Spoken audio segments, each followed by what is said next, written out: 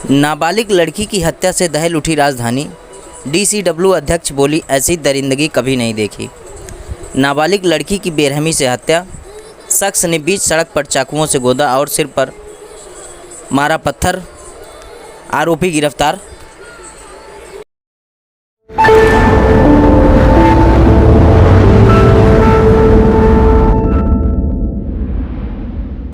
साक्षी की दोस्त आरती ने साहिल को लेकर किया बड़ा खुलासा। किस किस एंगल पर जांच करेगी दिल्ली पुलिस, आइए हम उसी पर चर्चा करते हैं। दरअसल मामला देश की राजधानी दिल्ली का है, जहां पर शाहबाद डेयरी इलाके में लड़की की खौफनाक तरीके से हत्या कर दी गई। वारदात सीसीटीवी कैमरे में रिकॉर्ड हो गई। फुटेज इतनी भयावह है कि कॉलेज कांप जाएगा। साहिल नाम के युवक पर खून सवार था। उसने 16 साल की नाबालिग लड़की को चाकुओं से गोद डाला। एक वार से तो ऐसा था कि जो बदन में धंस गया और चाकू के साथ पूरा शरीर खींचा चला आया। एक सकरी गली में उस वक्त कई लोग गुजर रहे थे, लेकिन किसी ने सिरफिरे को रोका नहीं। उत्तरी बाहरी दिल्ली के शाहबाद डेयरी थाना क्षेत्र के अंतर्गत शाहबाद डेयरी क्लस्टर में 16 साल की लड़की की बेरहमी से हत्या के मामले में कई खुलासे हो रहे हैं। 20 साल के साहिल ने 16 साल की लड़की की बेरहमी से हत्या की और चाकुओं से दनादन वार किया, फिर पत्थर से उसके सिर को कुचल दिया।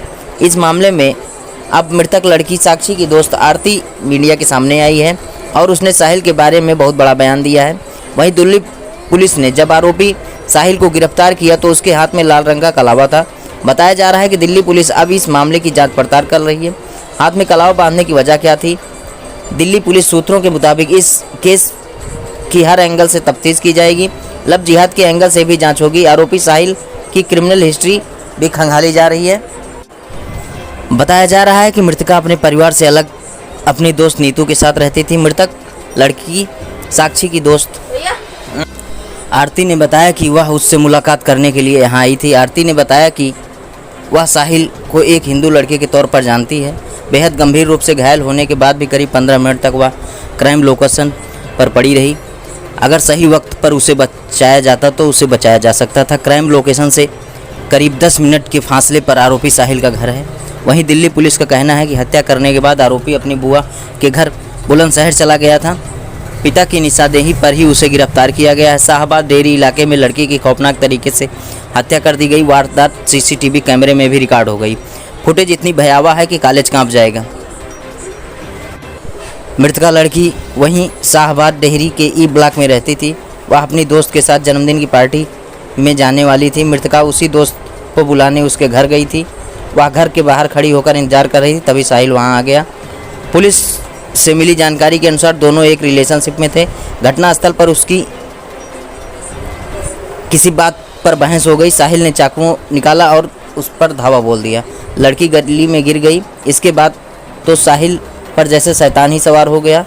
उसने एक के बाद चाकू से कई वार किए। जब बदन छलनी करने के बाद भी मन नहीं भरा तो पत्थर उठा लिया और 100 को कुचलता रहा, फिर वहां से फरार हो गया। वीडियो फुटेज में दिख रहा है कि पूरी वारदात के दौरान वहां पर कई लोग गुजरे, मगर किसी ने लड़की को बचाने को लेकर हिम्मत नहीं जुटाई। पुलिस ने शव को पोस्टमार्टम के बाद साक्षी के परिजनों को सौंप दिया। 20 साल का साहिल पेशे से एसी मैकेनिक है।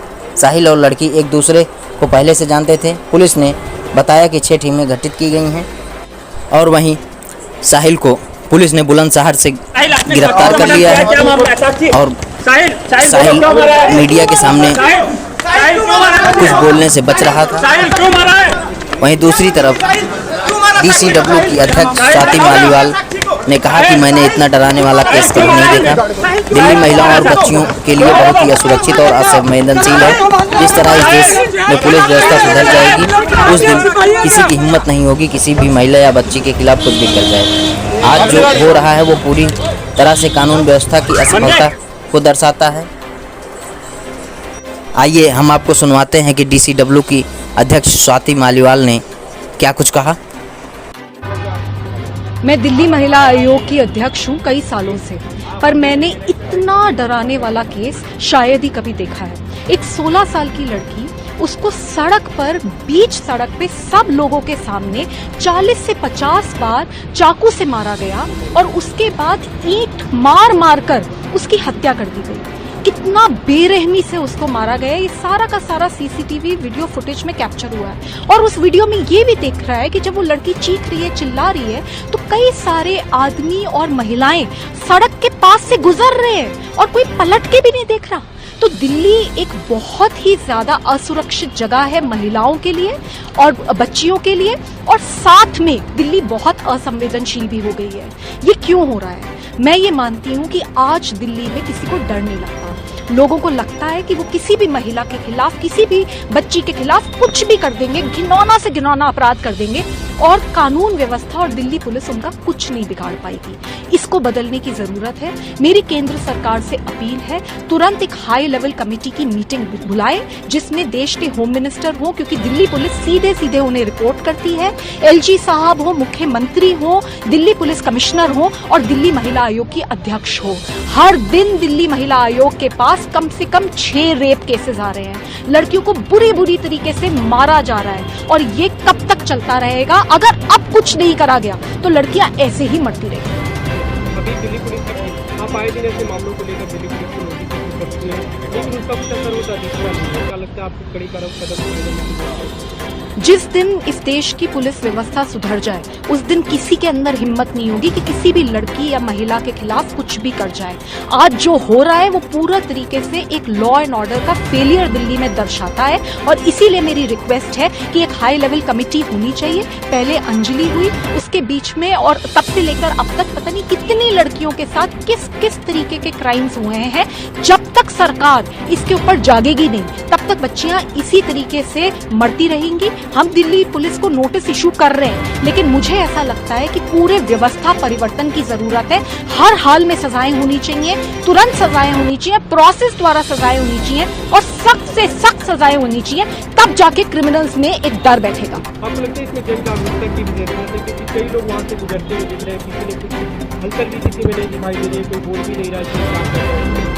जी, मैं बिल्कुल मानती हूँ एक बहुत असंवेदनशीलता हो गई है और लोगों के अंदर बहुत डर है। लोगों को ये लगता है कि अगर किसी की मदद कर दी तो पता नहीं उल्टा क्या हो जाएगा। लेकिन मैं इन लोगों से सिर्फ ये बात करना चाहती हूँ कि रात में सोते कैसे हो?